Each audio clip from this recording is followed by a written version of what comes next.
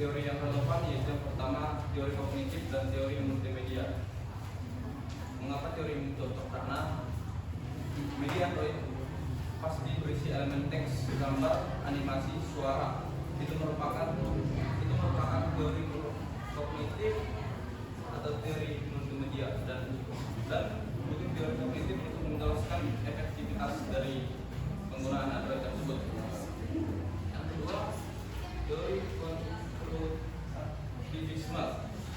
Mengapa cocok? Karena media interaktif mendorong siswa untuk menjelajah, mencoba, dan mengamati sendiri konsep bangun ruang. Pendekatan ini sejalan dengan teori konstruktivisme.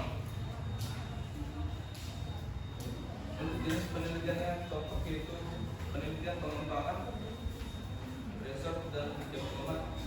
Alasannya karena penelitian ini bertujuan untuk mengembangkan produk pendidikan berupa media pembelajaran berbasis Android.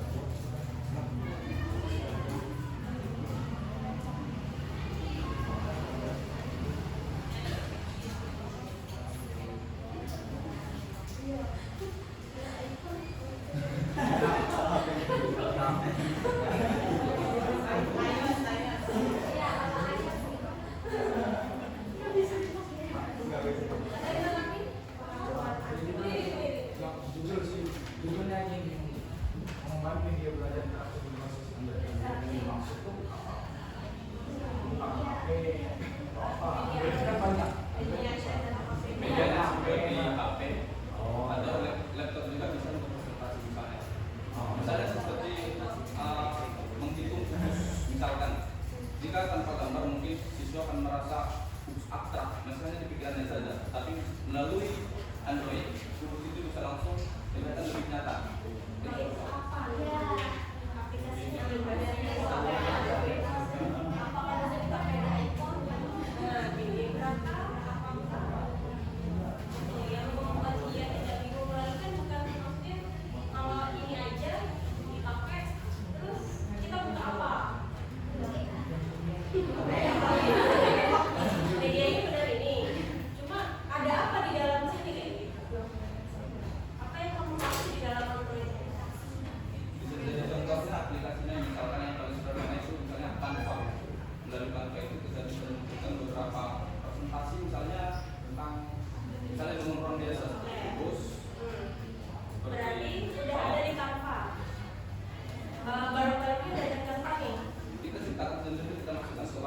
Itu yang diajarkan misalnya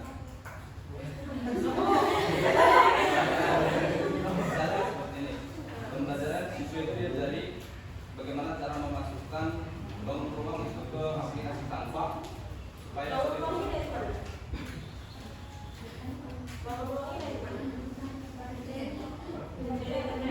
internet. Ada Miss.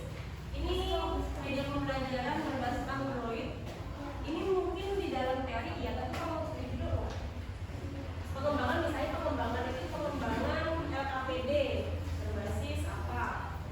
Kalau misalnya kamu ngambil kubus di internet terus dimasukkan ke Canva, terus apa yang dilihat dari Canva kan sama aja dengan yang di internet. Benar nggak? Ya kan? Kecuali kalau kamu namanya mengembangkan itu dari awal kamu bikin. Kalau Canva kan sudah tersedia, ya kan? Misalnya GeoGebra itu kita ya, kalau kita masuk itu kan masih polosan. Kamu ngapain di situ? Kerjanya masukin angkanya, masukin ininya, itu baru mengembangkan. Jadi kalau kamu pakai Android, terus cari kubus di internet itu namanya nggak mengembangkan, bukan pengembangan. Tapi pakai aja dan itu nggak ada manfaatnya. Sebenarnya bagus, cuma miskom di mengembangkan tuh apa? Karena coba teorinya tadi. Teori pengembangan itu banyak. Ada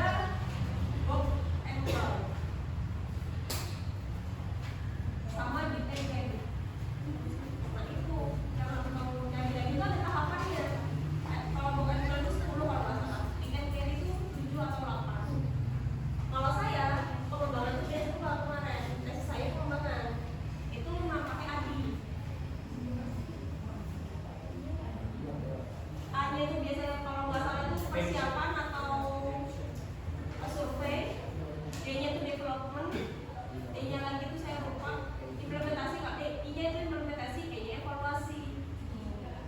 Panjang, nggak bisa kamu pakai laptop atau HP itu sudah sesuai, harus menciptakan. Kalau pengembangan itu, ya kalau mau ini sama, kalau misalnya mau mengembangkan antara dua ini yang mau pakai, nanti mau baca, kamu sanggup nggak menggunakan teori Renault? Ya, biar makanya biasanya kalau di S1 itu jarang orang yang mahasiswa yang benar-benar selesai dengan pengembangan. Biasanya pengaruh aplikasi GeoGebra terhadap pengaruh puisi tadi terhadap ini.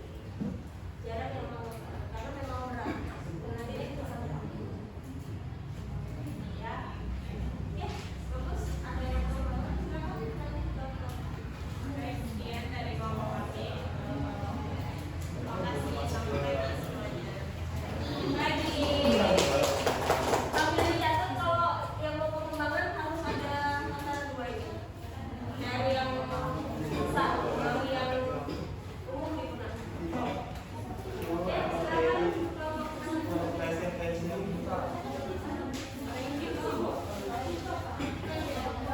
Teori apa itu?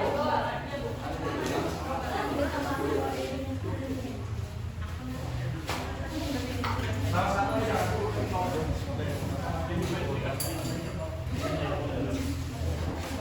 kalau kalian mau pengembangan, itu dosen-dosen yang kalian harus dijadikan apa? Pembimbing itu antara Bu Putri, saya, sama beberapa. Itu tesisnya memang pengembangan. Kalau statistik itu bisa Bu Emi, Asusi. Jadi kalian harus tahu kalian memakai apa dan dosennya siapa.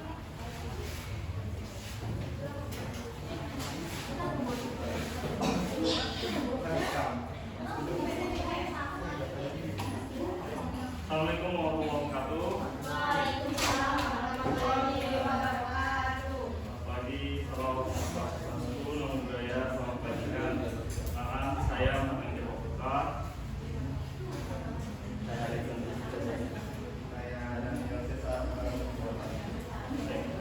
Ini dari saya yaitu mau menggunakan kabut terhadap informasi belajar matematika siswa kelas 11 SMA di Sekolah.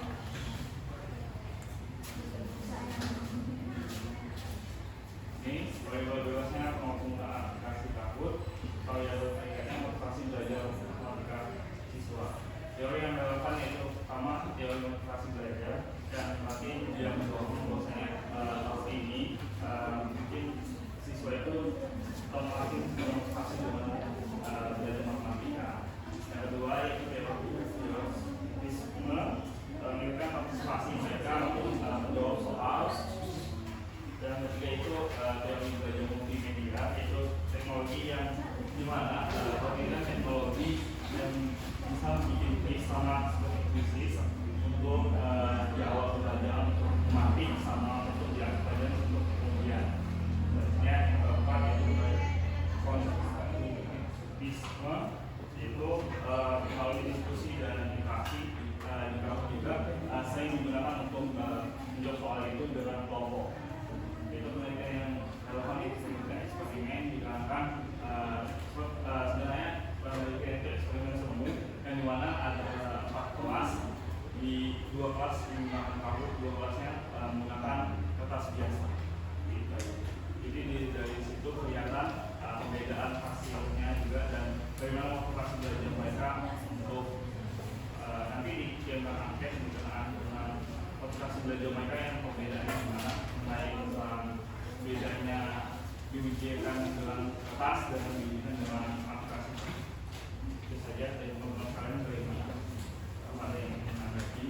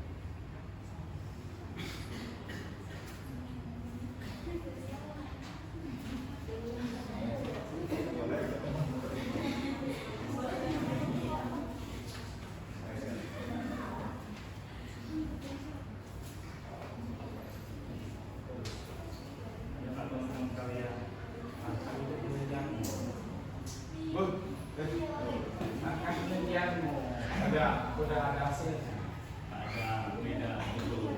Iya, Orang nggak ada Tapi yang udah kamu hitungan di. belum. Udah Pak. Kayaknya ini dulu. Oke, ini belum tapi mau di ini juga. Wow. Kita ajuin sama, kita ajuin dulu yuk.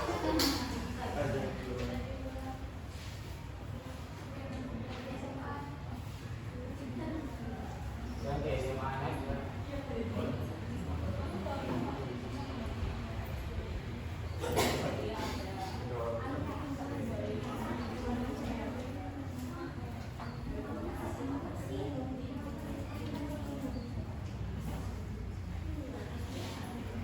Gimana teman-teman sekalian? Sudah ada? Bisa mau kayak yang tadi ya? Kalau tadi udah ada Pak. Hasil belajar.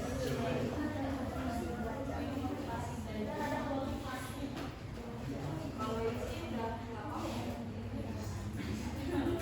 Dia Terus yang lagi dia tuh. kemarin ada bahas itu di sekolah juga.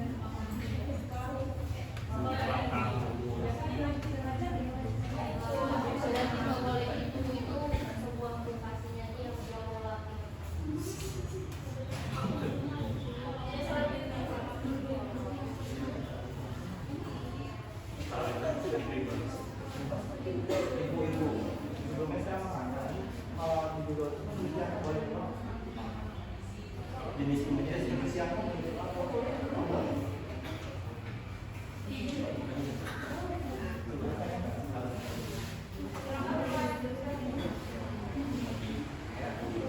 Saya di sini saya mengambil judul yang sangat sederhana sebenarnya, itu pengaruh pada pembelajaran berbasis proyek atau BPK dengan model begitu ya. Ada pemahaman materi bangun data pada perjuangan. Ini di SMP yang ada perjuangan dengan diri SMP saya.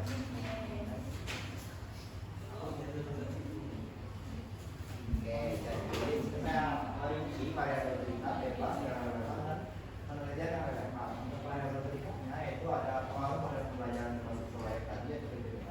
Dan untuk variabel bebasnya itu ada pemahaman materi bangun data. Nah, untuk teori relevannya saya menggunakan 3 yaitu konstruktivisme, pembelajaran berbasis proyek dan realistis belajar. Nah, yang konstruktivisme di sini itu siswa didorong untuk membangun pemahaman tentang konsep bangun data menggunakan sebuah proyek. Mana proyeknya itu kita dapat memberikan kepada siswa yaitu bisa membuat bangun data bisa melalui bahan-bahan yang dapat dipenuhi. Misalnya kita bisa menggunakan bahan bekas yaitu seperti kardus atau bahan es krim, dan itu nanti dikreasikan oleh siswa sesuai dengan kreativitas mereka. Jadi mereka dapat membangun pemahaman tentang konsep bangun data itu secara visual yaitu melalui sebuah proyek. Dan kemudian itu teori pembelajaran berbasis proyek dari pemahaman itu sesuai dengan judul yaitu berbasis proyek. Saya juga menggunakan teori yang relevan yaitu teori pembelajaran berbasis proyek. Yang ketiga itu saya menggunakan teori motivasi belajar, di mana dengan adanya tadi sebuah proyek, sebuah visual melalui sebuah proyek, siswa dapat termotivasi nih belajar khususnya di sini untuk membangun data. Berarti jadi kayak lebih fun, belajar bangun data yang biasanya cuma lihat di buku ya, di buku ataupun melalui media HP atau laptop. Jadi nanti bisa langsung mengenali bangun data itu dengan secara real menggunakan sebuah proyek yang kita buat tadi.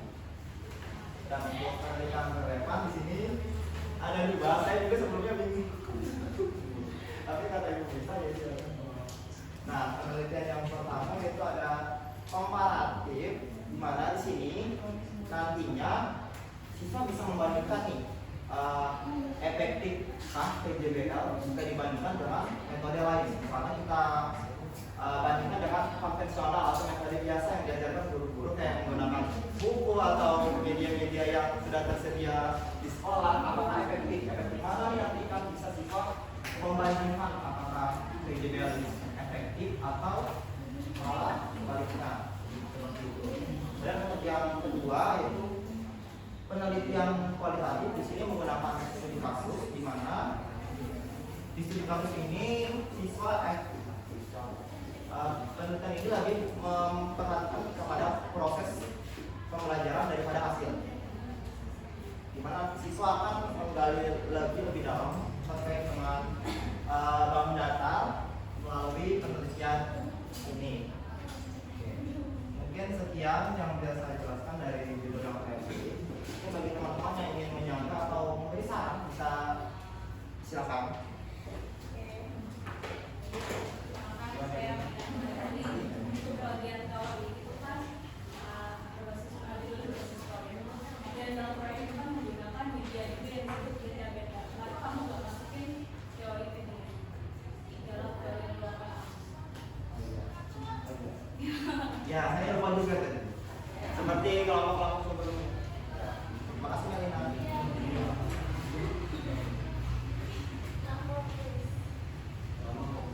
Oke, silakan Rahma.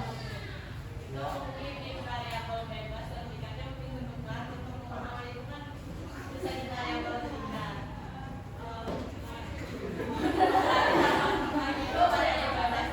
Maaf. Oh iya. Ya, maaf ya teman-teman. Sudah saya perbaiki. Oke, yang lain mungkin ada. Pati menambah. Ya, Pati silakan. Ada. Ya, Ali silakan.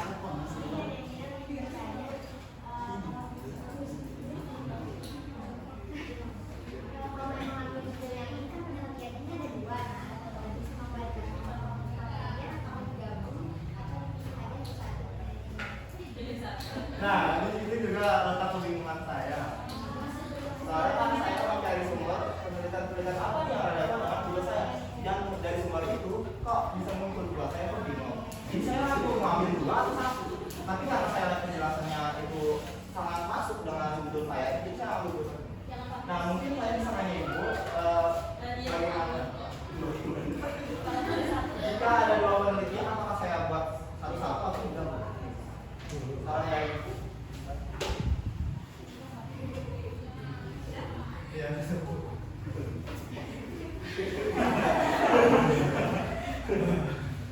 Ini cocoknya kualitas.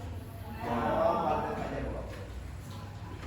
Tapi yang perlu digali adalah judulnya, jangan pengaruh. Kalau pengaruh itu datanya kualitatif. Bukan jadi apa ya.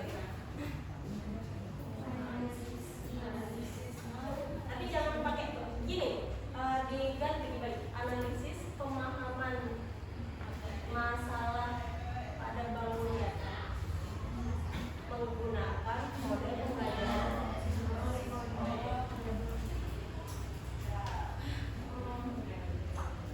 Kenapa saya bilang analisis? Biar kamu nggak perlu ngaji.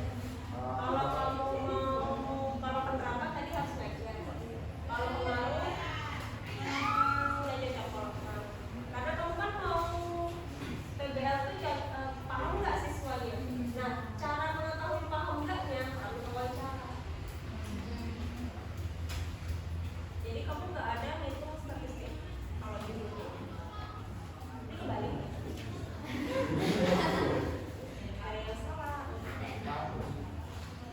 Terus sama PBL itu proyek formasi. PJL. Ya. Cuma tadi kualitas.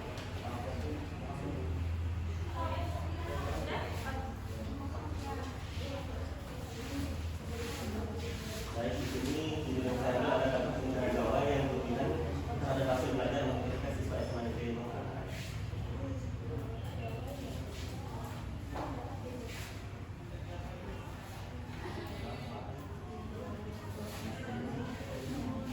Oke, jadi di sini kenapa saya mengambil judul dampak penggunaan Jawa yang berminat terhadap hasil belajar mengenai siswa SMA Negeri Makassar ya, karena kan ya sudah kita ketahui siswa sekarang kan sering menggunakan HP, entah dari mau mencatat aja diganti dengan foto, mengerjakan soal diganti dengan chat GPT dan lain sebagainya. Makanya dari itu saya coba membuat judul ini untuk mengetahui dampak penggunaan gawe yang berlebihan terhadap hasil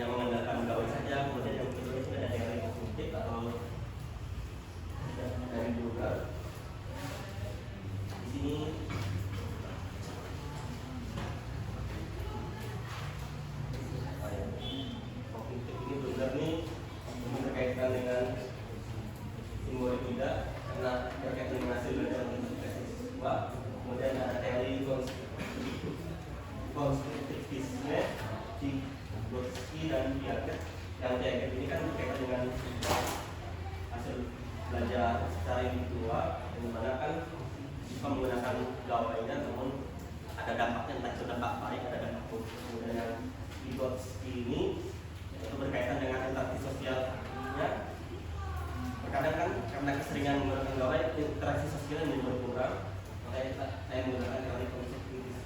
Kemudian yang terakhir ada teori media dalam pembelajaran dari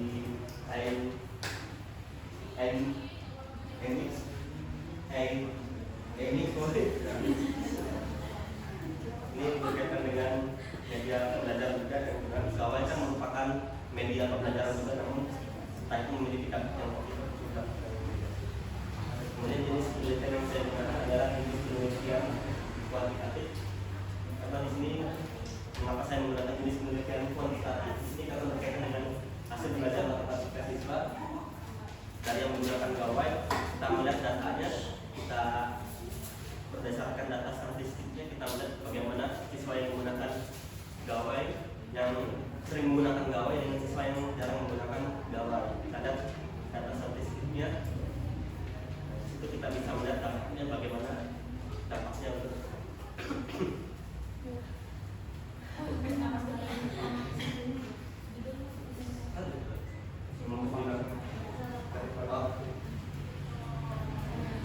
ini gitu deh. Kalau ada tanggapan atau tanggapan silakan.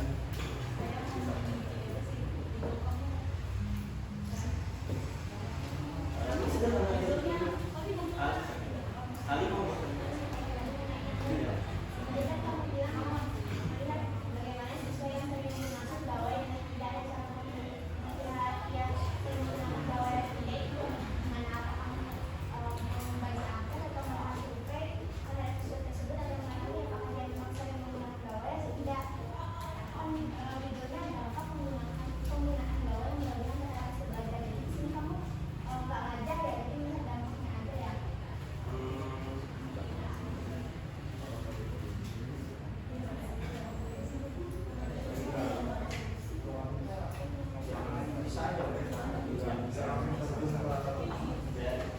kalau dari wawancara atau angket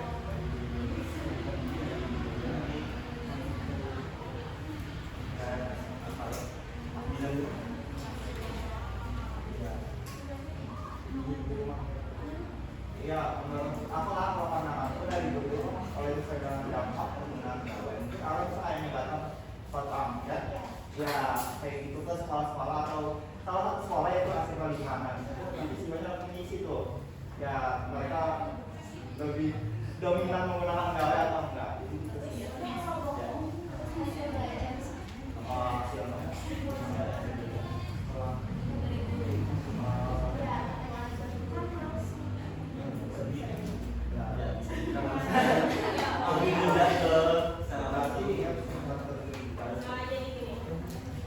Nah, tadi kembali jangan pakai dampak, tapi pakai nah,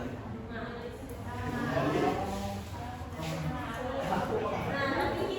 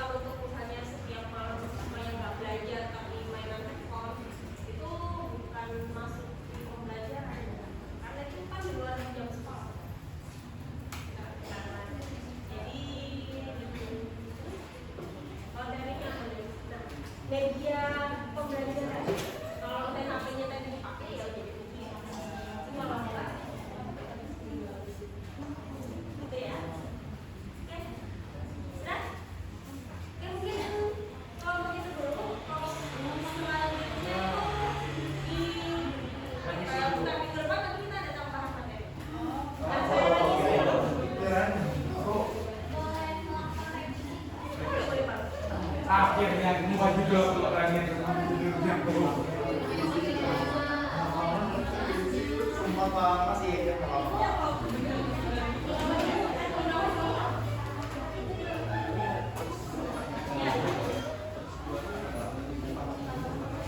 Oke, perbaiki sekarang, perbaiki. Langsung perbaiki. Iya, sekian dari kelompok kami. Terima kasih. Terima kasih. Masih ya.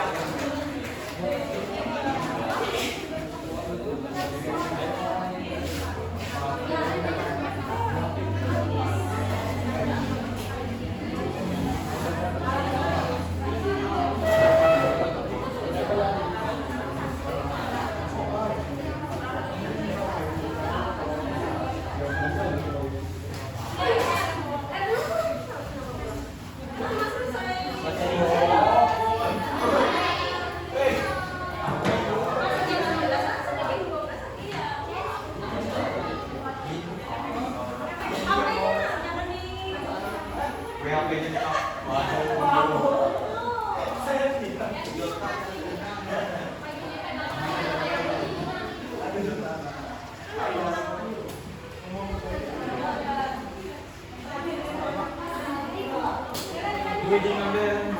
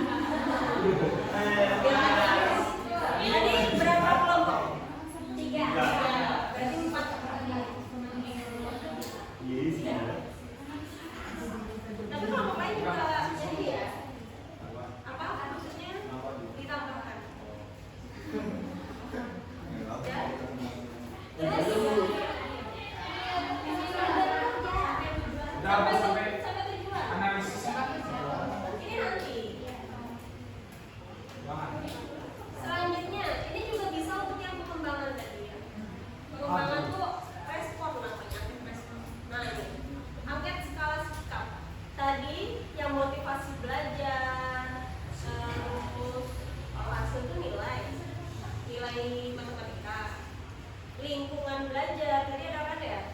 Nah itu pakainya skala lipat. Skala lipat itu sangat setuju, setuju, tidak setuju, sangat tidak setuju.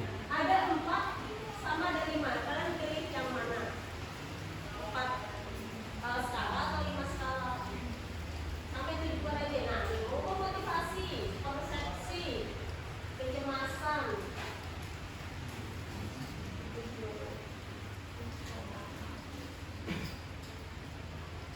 Itu biasanya ngisi angket siswa. Pasti kalian dulu kalau kakak kelas kalian ada masuk PPL, itu disuruh ngisi angket. Ya kan, itulah sekarang kalian yang merasakan.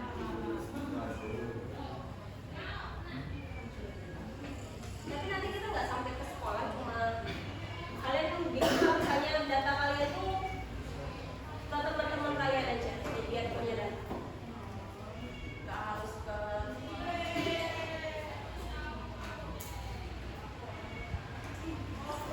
udah.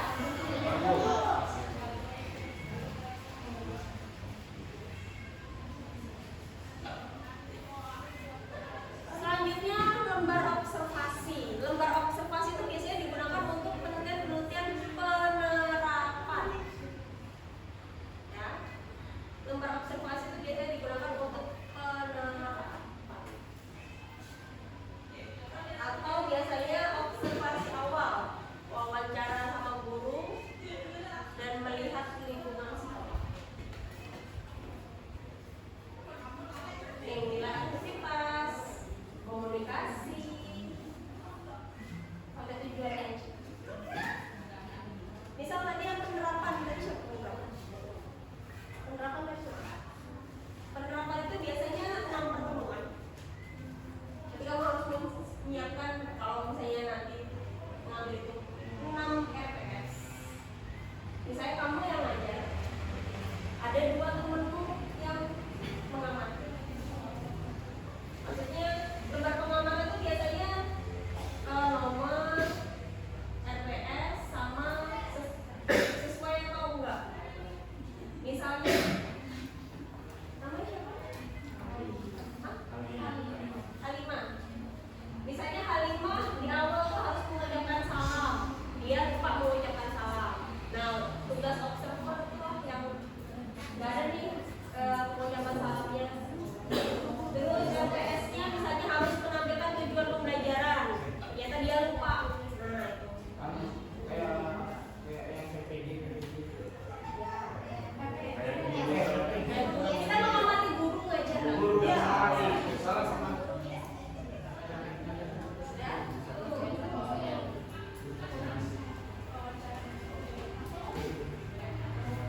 Wawancara dan ini catatan lapangan itu biasanya digunakan untuk kualitatif.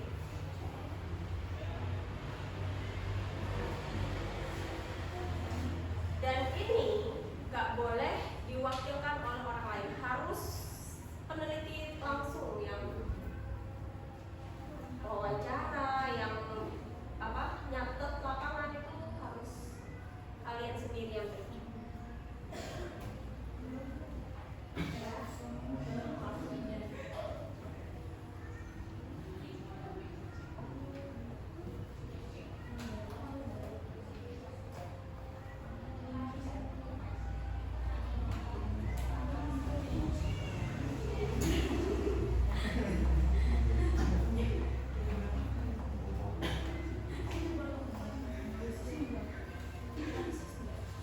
Sudah? Anak semua? Kalian mau? Nah ini dokumentasi itu biasanya digunakan untuk kualitatif. Kualitatif. Biasanya